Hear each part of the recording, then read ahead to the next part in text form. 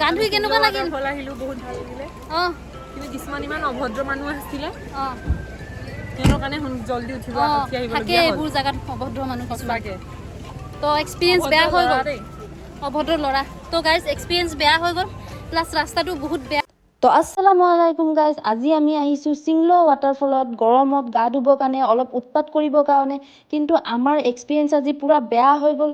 কিয় বেয়া হৈ গ'ল চাইছেনে কিমান মানুহ, আৰু এই গৰমত ছানডে বুলি বেছি মানুহ হৈছে, একদম মেলা টাইপে হৈছে। গাড়ীবোৰ চাইছেনে কেনেকুৱা। তো ষ্টাৰ্টিঙৰ পৰা আৰম্ভ কৰোঁ। আমি দুইটাই আজি স্কুটি লৈ ওলাই আহিছোঁ চিংলো ৱাটাৰফল যাবৰ কাৰণে। তো স্কুটি ৰাইডিংটো একদম খুবেই ভাল আছিল, কাৰণ ৰাস্তাবোৰ চাইছেনে ইমানেই ধুনীয়া। তো আমি ওলাই আহিছিলোঁ শিৱসাগৰৰ পৰা। আপোনালোকে যদি ওলাই আহে চৰাইদেউৰ পৰা বেছি দূৰ নহয়, প্ৰায় 10-15 কিলোমিটাৰ দূৰ হয়। তো আমি শিৱসাগৰৰ পৰা ওলাই আহিছোঁ। আহি আমাৰ খুবেই ভাল লাগিল ৰাস্তাটো।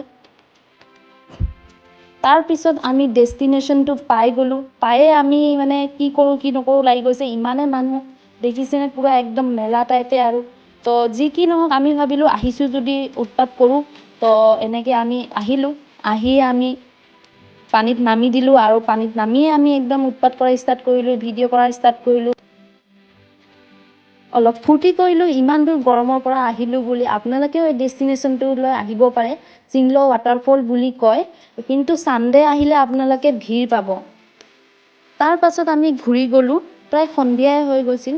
তো এয়াই আছিল আজিৰ ব্লগ। আশা কৰোঁ আপোনালোকৰ ভিডিঅ'টো ভাল লাগিছে। আৰু যদি লোকেশ্যনটোৰ কথা কিবা ডাউট আছে তেন্তে কমেণ্টৰ জৰিয়তে জনাব পাৰে। তেতিয়ালৈকে খুদা হাফিজ, বাই বাই, টেক কেয়াৰ।